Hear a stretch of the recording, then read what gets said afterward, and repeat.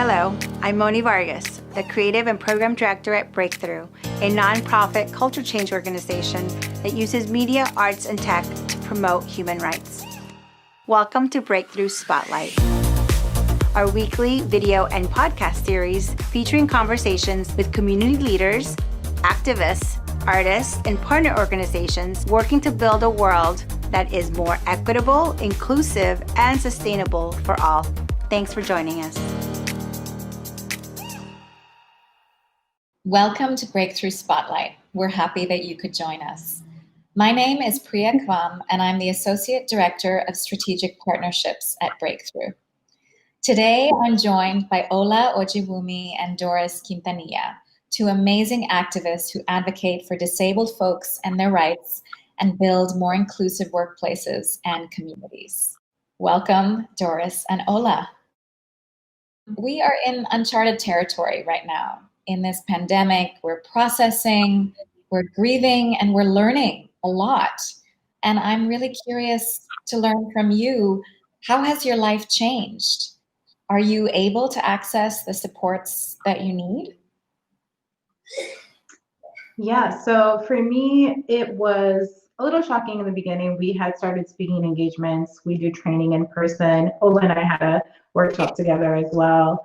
And so everything kind of halted. And that, I think, costs a lot of money, right? If you put up one of projects that you have going on, but also deposits that you put down for events, our travel to Atlanta, all these kind of things. So it's definitely, we took a financial hit with all of that, and all the resources started pouring in. So I've had friends, family, colleagues send me links to all of the support that there has been, like the SBA loans, DC, my lawyer forwarded me something from DC that was also an emergency kind of fund. It was due that day, so there's been a lot of that. Last week I got something else about PPP, extra income, and so having to apply to things like instantly, last minute is really kind of stressful, especially when you have cognitive disabilities, because you're trying to put all these things together and making sure that you have the accurate information, or else you're going to get denied. And so in terms of access, I think it's not great. I mean, the most basic forms are not accessible, and I have a text-to-speech reader, and it sometimes can't read these pages, and I'm just like, it's so basic to set up your website to be 508 compliant, and this is the time, right? So I have had people, I'll ask my partner or my brother, like, can you read this? Can you tell me, is this what this says, just to make sure that I'm on point? So yeah, we've just had to be really resourceful for everything. Yeah, and you've had doctor's appointments as well that you've had to get to. I mean, how easy has that been to navigate? Yeah, so I had eye therapy that is ongoing to help my brain is suppressing images from my eyes, and so reading and all that comprehension is kind of difficult. And so I found this amazing ophthalmologist right before all this, and optometrist, and I had to keep going, because it's something that if you stop, it goes backwards. All the money that you've invested, which my insurance is not covering my eye therapy, it kind of goes, away. So I've had my partner take me, because transportation, right? DC closed down. So my partner takes me to my appointment. I've gone to eye therapy weekly. It used to be bi-weekly, this hit. So we stopped for a little bit, and then I started doing weekly sessions. So everything else has been online. I didn't continue physical therapy online, because I was like, we're not really doing anything, so I'm not going to pay for something that this is expensive, right? So I did have to cut certain things down, and I've done therapy online as well. So I kept cognitive behavioral therapy online, yoga went online. So I've tried to work the system to help me be more productive. Yeah, absolutely. And Ola, you had shared also that, you've had dialysis appointments, you've had other essential services that you can't go without. And in a time of pandemic, the access is even more challenging. And I was just wondering if you could speak to that. What's your experience been getting the essential support that you need?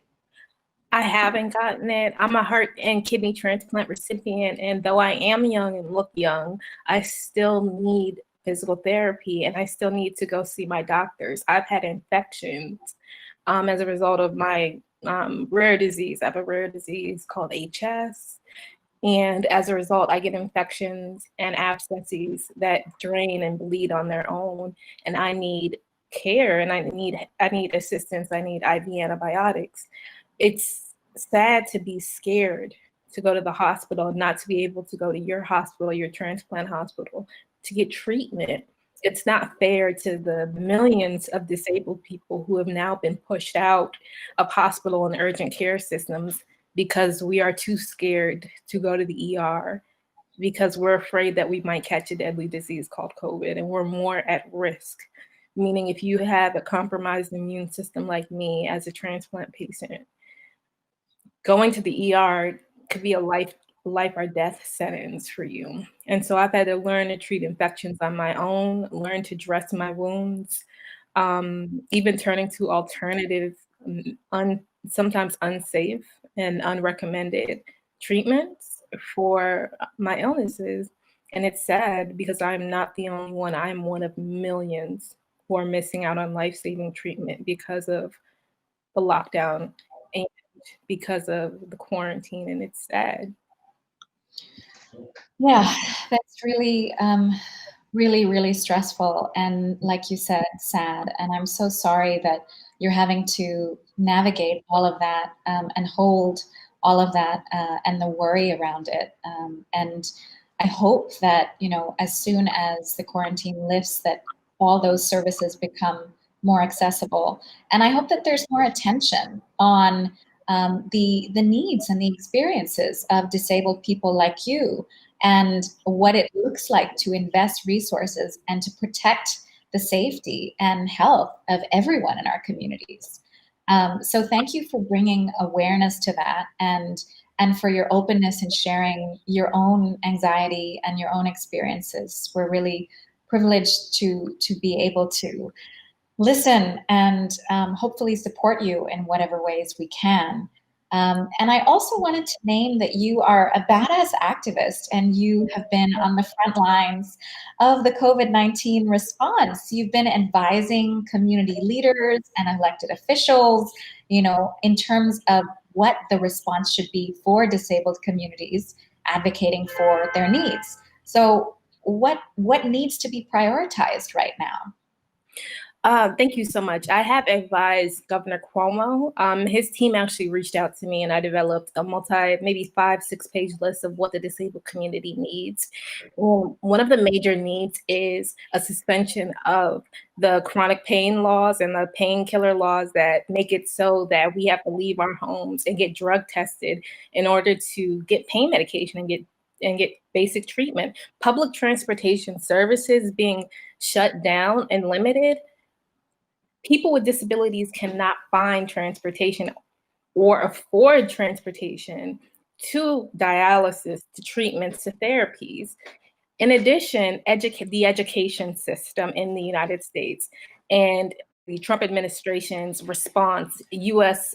Education Secretary Betsy DeVos, and her suspension of regulations and rules and laws that enforce public schools to educate students with disabilities. It's one thing to have parents be, forced to become temporary teachers, but it's another thing to have children with disabilities like autism, learning disabilities, not have an education at all. And the school administrations and the school systems be told, you do not have to educate the disabled right now in the midst of a crisis.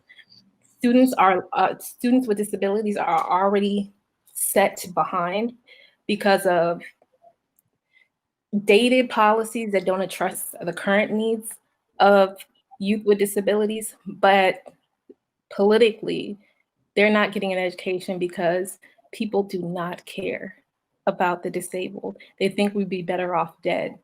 And that translates to our children. And that translates to how they're treated and how their education is seen as unnecessary or a burden. Wow. That is a really powerful and heartbreaking reality. And, in our conversations before, you had shared that there is very real discrimination. There's medical discrimination, and there are procedures that are being undertaken right now that have an effect on disabled people that can be really harmful. Procedures like intubation And then there are comorbidities that we see because of the intersection of racism and poverty. And could you speak a little bit more to that, how that's playing out right now? Yes, I would say the Trump administration and the CDC have specifically put out guidelines in showing who can receive intubation and who cannot. And basically, they're limiting access to ventilators for people with pre-existing conditions, i.e. people with disabilities. So they're in a sense, they're saying, okay, if you're a person with a disability, you already have a poor quality of life and that your life is not worth saving. I mean, there were these things people thought when the Obama administration worked to pass the ACA, that there were going to be literal death panels of of the government deciding who gets to live and die. We might not have death panels, but we have CDC guidelines affirming medical racism and ableism, and doctors choosing not to test people of color, mainly Black people. Medical racism is institutionalized. The foundation of the American healthcare system and research was founded upon testing slaves and using them for medical experiments.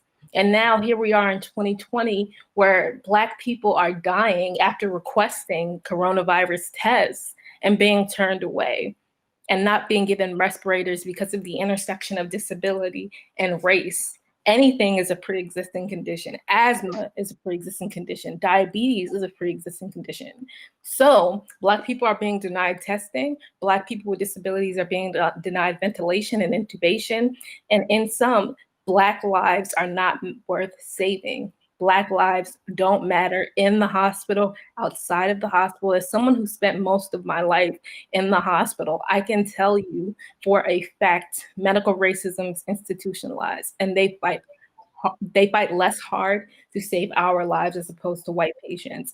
And you're speaking to a person who is a wheelchair user, someone who survived cancer and a heart and kidney transplant. I've spent half of my life in the hospital, and I've seen how my life has been devalued. I can only imagine the thousands, if not millions, of people of color across the United States who aren't receiving adequate health care because of the color of their skin and because of their disabilities. Yeah, I mean, it's just unacceptable. It's absolutely unacceptable. And the degree to which communities of color and low-income communities, and especially Black communities in this country, are being hit by the worst effects of the pandemic. And like you said, their lives are being devalued is just unconscionable. So thank you for calling that out and insisting that we not turn away, because we can't. These systemic issues are in workplaces too, and the way that we feel devalued plays out in our experiences with our employers.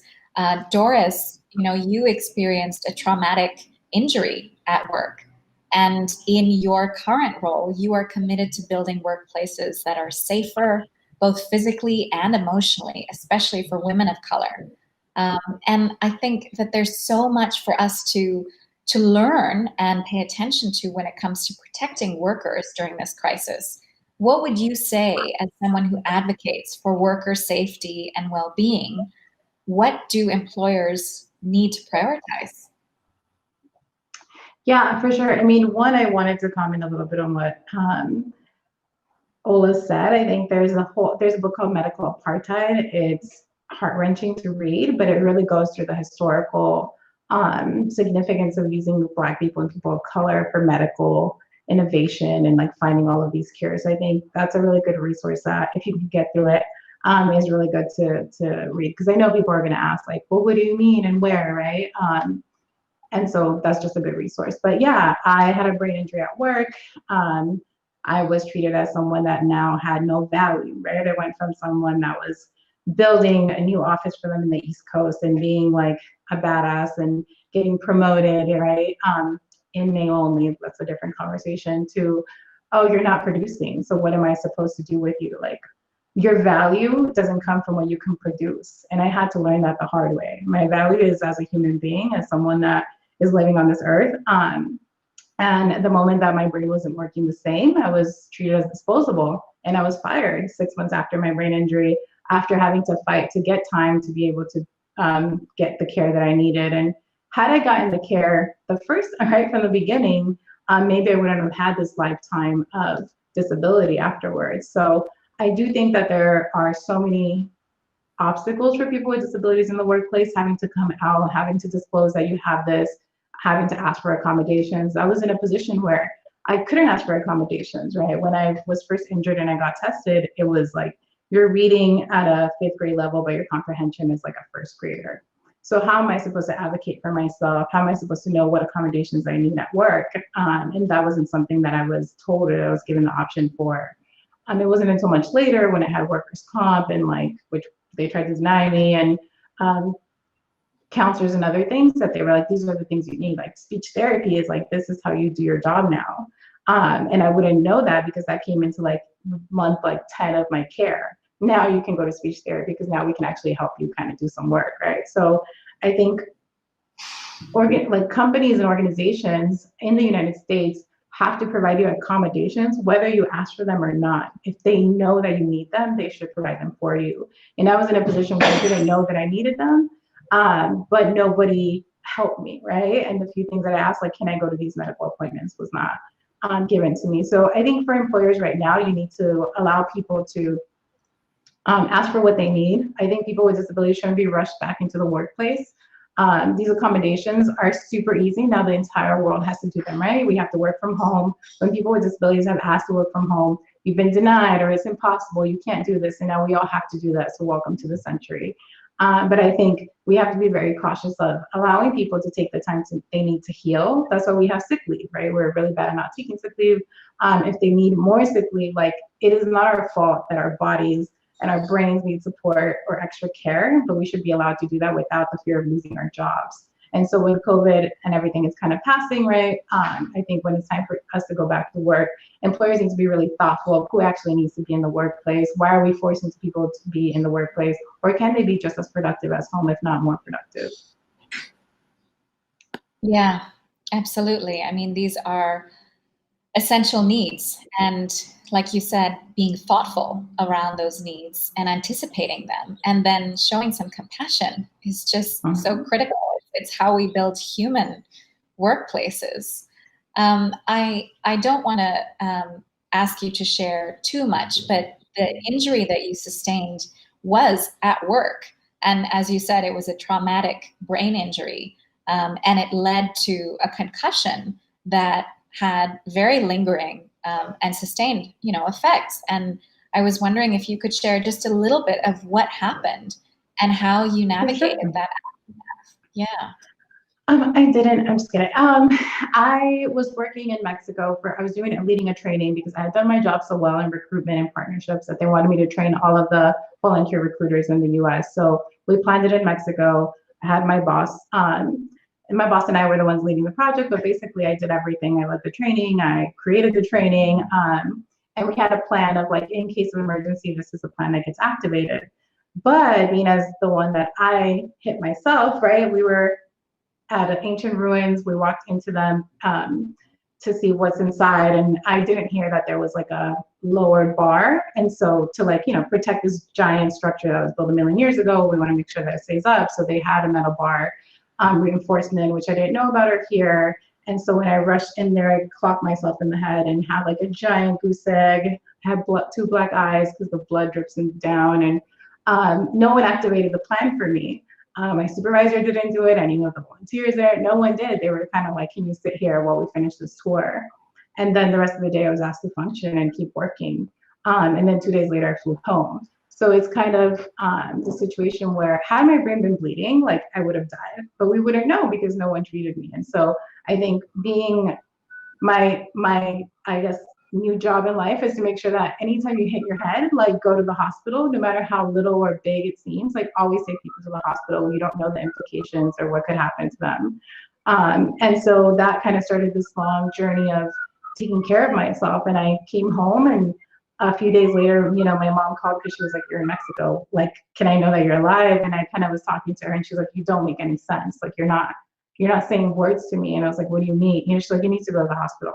And that's how I ended up going, realizing that I had a traumatic brain injury, that I had bruised my brain, and it had bounced so hard that I had bruising in the front and the back. So the front is your executive functioning, and the back is like your computer to your body. So sleeping, eating, feelings, and all of that kind of stuff is moderated or whatever in the back. And so I had a slew of things happening, and it took a team of care, like physical therapy, a neurologist, a neuropsychologist, eye therapy, like vision therapy, and a little bit of everything, speech therapy, like I said, to really have a team that worked together to kind of put me back. But it did take at least 6 months to find the right doctors, and to really have the time dedicated to do my job, because my job was to travel. And I had the CFO tell me, if your job is to travel and you're not traveling, what do you think your job is here? And I was like, am I going to lose my job? Right? I was like, I don't know what that means. And that's what happened. A few weeks later, I asked for time off. My doctor was like, if you don't take care of yourself right now, these are going to be permanent. And I don't care that your job is like, you need to travel. If you don't take care of this, is going to be permanent. Do you want that? I was like, no, of course not. So I took leave. And because I took leave, they were upset. And that's why they fired me, which, by the way, is illegal. But just so you know. So yeah, advocating for yourself is going to be difficult, and you might get fired and things happen. But I think it's really up to employers to do the right thing, whether they're a nonprofit or not. It costs more to not deal with these issues than to take care of your employees. I was just saying that absolutely, we're hearing and seeing employers right now make changes in response to COVID, in response to this more remote working environment. Some of which are changes that disabled advocates have been advocating for decades, in terms of not needing to be physically present in an office space to do the work and do it well, in terms of other accommodations that are essential. And this is, of course, a win for accessibility and inclusion, but I can imagine that it would be really frustrating to notice the advent of these changes and to realize that they actually weren't that hard to implement. And why was there so much pushback before? Why were so many of them regarded as impossible? And I would really love to hear both of your thoughts in terms of that. Because employers view accommodations as special treatment and not rights. I had an acting supervisor tell me, well, if I let you telework X amount of days, what about the other people in the office? What are they going to think? And I'm going to say, I told him it's none of their business. If they want my parking spot, take my disability too.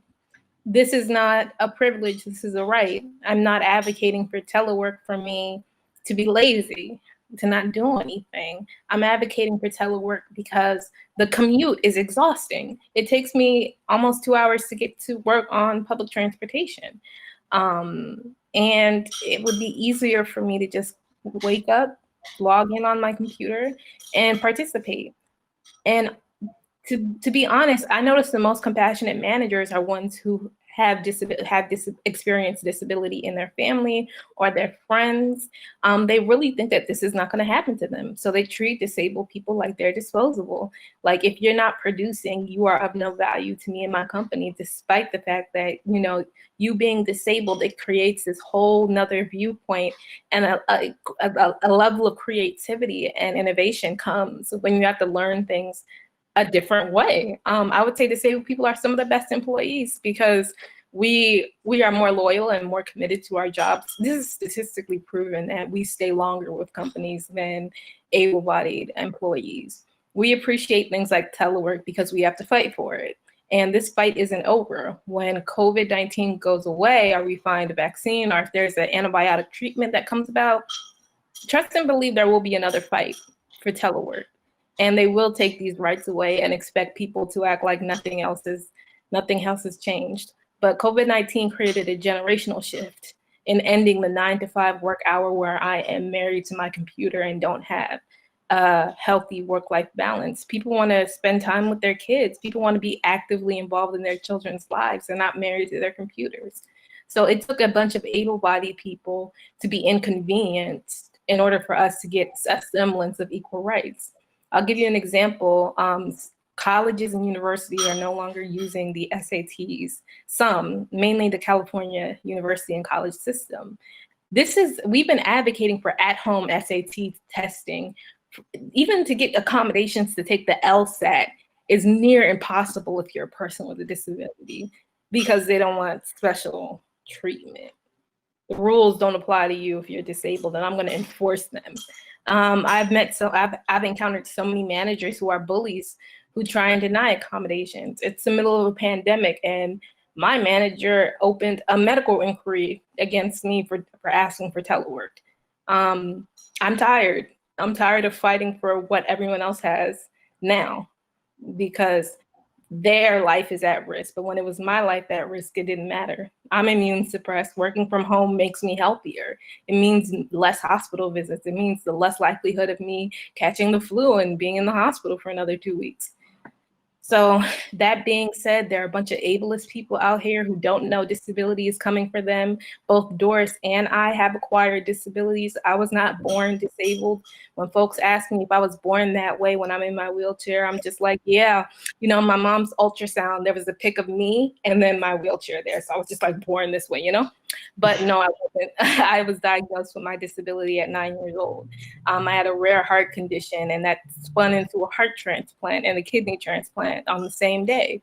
Like, this stuff will hit you, and this will hit everyone, because as we age, the body ages. Everyone's on blood pressure medication. Damn near everyone has diabetes when they hit certain age, just given the food that we eat. Now, it's not by choice, but we live through processed foods because it's more convenient in this country to grab a honey bun than, you know, make a breakfast. We don't have the time for it.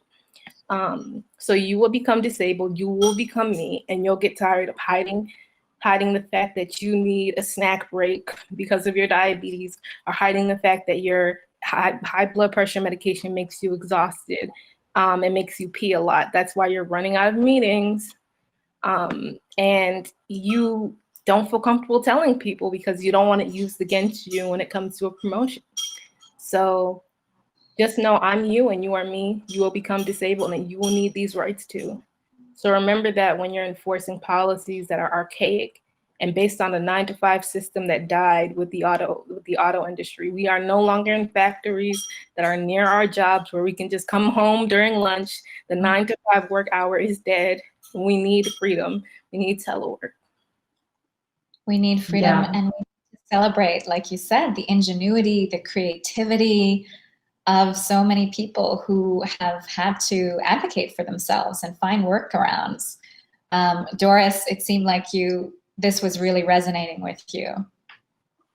Yeah, I mean, I'm totally on board with everything that Ola said. I think that I think this is a myth, right, that organizations are being more accessible. I think working from home on Zoom is like the easiest thing you could ever do for someone, and it's benefiting everyone. It doesn't necessarily mean that you have to have a disability.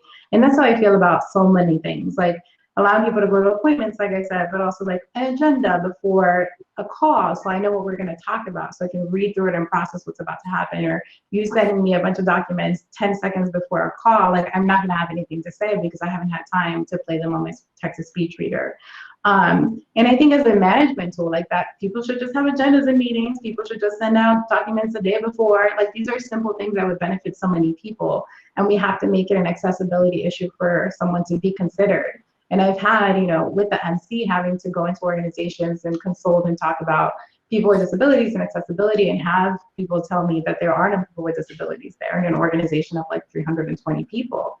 And I'm like, just because you don't collect the data or you don't care to know I was like, do you ask people for access, like what are their accommodations of needs, their accommodation needs? And they're like, oh yeah, we do ask that. So we do have people that request it. I'm like, yeah, so they're disabled, and there's just this big fear of calling anyone disabled or using the word, in which things the Ola is like, no, disability and being disabled, that's not a bad word. It doesn't mean that you're less than, but because society treats us like we are, then we're more resistant to that. But I think there's so many things in the workplace that can be made accessible that people are not even thinking of, that are laws like ADA compliance on buildings that should be accessible to people in wheelchairs. It's like the law, but we're excused to not do it, right? Like the mayor asked the disabled entrepreneur community, what do we need to go on day one? And the first thing someone said was making sure that organizations and companies are compliant to ADA regulations. And everyone was like, thank you. Like you're trying to tell me about day one. I'm trying to tell you what I needed 10 years ago and how you were supposed to build this city, right? Or how you're supposed to make the city accessible now that we have these regulations, but we're not. So I definitely think that organizations are kind of patting themselves on the back for letting people work from home. You're not letting us work from home. There's a pandemic trying to kill us. And so we all have to be inside. And there's resistance to that. But at the same time, this is only the beginning, and there's so many other things you can do to be accessible in the workplace and that you're not doing, and to be inclusive. Like, everyone's excited about diversity and inclusion, but no one's actually talking about accessibility for disabled folks, and me having to explain how disability justice and racial justice and equity are one thing and they go hand in hand. It's just like this mind-blowing exhaustion of teaching people, right? So we can't just do the work, we have to educate, we have to coach, we have to walk through things with people and hold their hand. And I have to come out for them to care. Their question is like, why do I care about people with disability? I hired you because you're brown. And I'm like, because I'm also disabled. And then they're like, oh, well, yeah, of course we care about that. But like, why do I have to come out for you to care about it? Like, you should just be a regular human being. I cared about people with disabilities before I was disabled. And it just doesn't make any sense to me. Like, I care about everybody else, right? Like, we're one, I don't know. I just feel like we can talk about this forever. I have a lot of feelings about it, but there's more to be done, and I don't want people to feel like we did it. Like, you go work from home, that's it. Yeah, and you talk about coming out and how exhausting that is. And there are disabilities like yours, which are invisible to some people, where you have to justify your advocacy, and where people are making certain assumptions about you or your abilities or your priorities.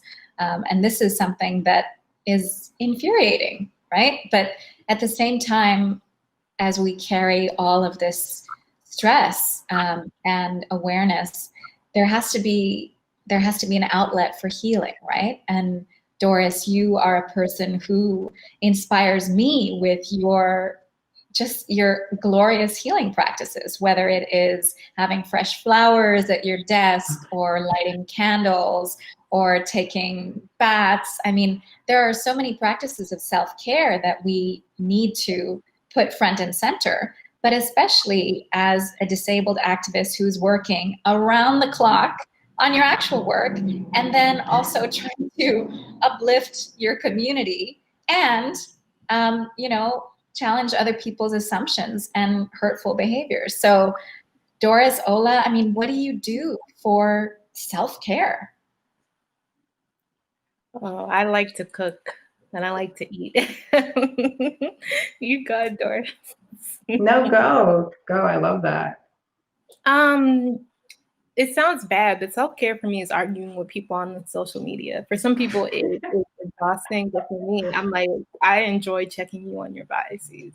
Because before you learned I was in a wheelchair, you want to talk all that talk about people with disabilities and what we need. One of the most popular memes in the disabled community is there's this guy complaining, able-bodied guy complaining about this parking policy that says, parking for people with disabilities at such and such hour. And someone wrote that a legitimate person with a disability is not out past 6 p.m. I see no reason why they would be out past 6 p.m. And I'm like, we aren't live. I'm not the one that says it, but people write, disabled people aren't vampires. We don't only come out during the day or whatever. We have actual lives. We have families. We have children. We want to go party. Why do you feel like you as an able-bodied person get to define the rules of my life? And how do you know what I need when you've never walked in my shoes? So I like getting my anger and frustration out via going ham on social media. I'm quite entertaining. I'm sure you are. Follow me at Olis_.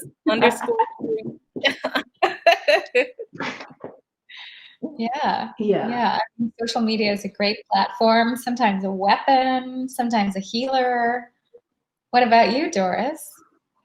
Yeah, I mean, I'm all about the self-soothing stuff, right? Like the candles, the flowers, the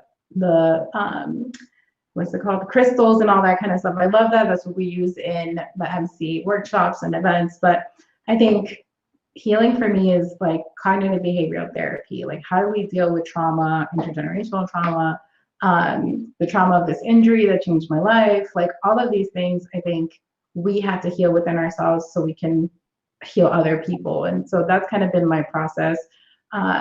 I think our sisterhood, our community healing, like healing only happens in community, I feel like. And so we have this collective because we want to come together and talk about all of the traumas in the workplace, all of the traumas as people of color, as women of colors, women with disabilities, right? And even just learning, like depression is a disability, right? Like having someone be like, I didn't even realize that till right now is really powerful, because I feel like we're in a culture of self-blame, like, pull yourself up by your bootstraps. Like, Doris, if you really wanted to read, you would read, right? Like, no, actually my brain doesn't care what my eyes are seeing. It's like a broken chip in your computer. It's not just you're not gonna will it to be better. I've had people ask me, when are you gonna get better? Like, if I knew, I would be right there with you, right? But that's not how it works. Like, you can't just get better. This is a lifetime thing that's gonna, either it's probably gonna get worse as I get older, which is the truth, right? Because we're gonna age, and so your healthy brain, as healthy as it is now, it's only gonna deteriorate. And so for me, healing is really about sharing our stories, about coming together in community, being able to have conversations like this. I feel like are so healing, are so empowering to me. And that's why we do it. I think that's what really fires me up. And then a little bit related to what Ola said, I feel like I'm more of like the sneak attack on disability, because I'm like advocating for it and people are like, well, okay, yeah, whatever. Like, do we really need to do this? I'm like, yes, this graphic should be not 14 colors, because no one can see most of those colors, and also it's ugly. Like, there's an aesthetic to it, but also accessibility wise, if I put this in my text to speech reader, it cannot process what is happening right here. And so then having to say, oh, it's because I'm disabled, right? After they said something like, well, you're better people than me, I don't really care about people with disabilities. What? Yeah, which I've had people tell me, then I'm like, great, well, I'm disabled, my dad is disabled, like my dad is albino, which means you're already blind. And so we kind of grew up in this house where we never talked about him being blind, and we never discussed accessibility and accommodations, but we just knew how to set up the house in a way that was easy for him, or if he needed us to read something for him, or he wouldn't recognize us by our voices, right? So I didn't actually go through that process until I had my injury, and I was told 2 years after, like, this is permanent, this is as good as it's gonna get, right? Maximum medical improvement. I was having a really hard time with that, because I felt like every time I went to the doctor, am I better now? Like, do I get my cured, go home type thing? And I wasn't getting it, and it was 2 years, and I was like, so, and he's like, this is it. And so I had a really hard time with that, and having a conversation with my dad about it, and realizing like, oh wait, my dad is completely functional. He had 4 kids, raised a family. He's an immigrant from El Salvador. Like, I'm going to be fine, right? I'm going to have to buy all the technology I need to do my work, and I'm going to be okay. But I think that was a little bit more of healing, like having that conversation with my dad, understanding a little bit about there's no shame in that, right? And that's what you're told, because I think it's because we know how disabled people are treated that we're so scared to be labeled that, how they're seen and how they're disposed of. And so I think I was already like, oh shit, what am I going to do, right? My dad has fought unemployment for so long, having to create his own organization, and now I'm in the same boat. But also part of that was having conversations with Ola of like, it's okay to be disabled. It's okay to use that word, and there shouldn't be any shame or fear in that. And it's a process that you have to go through. Like, I acquired this, I went through the trying to heal it process, and then I go into the acceptance, right? Like, this is denial, like, but I'm gonna get better. And then the acceptance of like, it's okay, this is my new norm, and I'm gonna be a better person for it. So all of that is a healing journey. That's beautiful. And what you said about conversations like this, I mean, really to just hold space for each other, for our stories, the story of your dad, the way that it shaped how you grew up and how you thought of what it means to be functional and thriving, and not even realizing that you saw your dad as functional and thriving. And then you would internalize certain assumptions about what it means to be disabled, kind of apart from that, and having to go back to that place of self-love and challenging the ways that we, devalue disabled people's lives. I mean, it's a huge journey, and thank you for sharing some of the process for you. Ola, I know you've spoken about this as well. You know, what for you, what is giving you inspiration and hope right now? I would say the mantra that you cannot harp on what you cannot control. And the way that I get control is I use my organization, nonprofit, Project Ascend. We normally give out college scholarships to disabled youth, but we're now giving out $250 grants to people with disabilities and people of color affected by the COVID-19 crisis. That's how I deal and cope with inequality, is like I feel so powerless and so helpless until I work within the parameters of what I can do to give back, to donate. I mean, I have a lot of disabled youth that I mentor, and watching them go through this process of self-actualization, that there's nothing wrong with being disabled, and that this is, if Black people can have Black pride, why can't we have disabled pride? I learned about the disability pride movement and I never looked back. And I deal with the reality is that some days it's not fun to be disabled. And then some days it is fun. I like cutting people off at the supermarket. I like cutting the line at Six Flags. I'm just joking, but some days I could go places, go to parties. I could, do internships now because my limited walking ability was no longer keeping me from opportunities. My career blossomed the minute I accepted my disability and finally got a wheelchair to get around instead of just huffing and puffing and grabbing my chest and not being able to walk anywhere. And sometimes I forget that, it is a process, because, there are people with disabilities who've been in wheelchairs their entire lives, but when they dream of themselves walking. And that persistent denialism is so constraining. It has a stronghold on us. So practicing empathy and compassion and realizing that not everyone has gotten there yet, and you cannot push and force someone to accept that they're disabled, even if they're in a wheelchair. Yeah. I mean, I love hearing you say that your wheelchair is your ticket to freedom, and, embracing what you are able to create with your life because of your self-awareness and because of the essential supports that you have built into your life. That's really inspiring. And I think that a lot of people tuning in are just being so buoyed by your words and by Doris's words, because we all need that right now, that jolt of inspiration and that sense that we are here for each other. And, there are days that are hard days, like you said. There are days where it's not easy and not fun. And we're each coping with this crisis in different ways. Our hard days look different.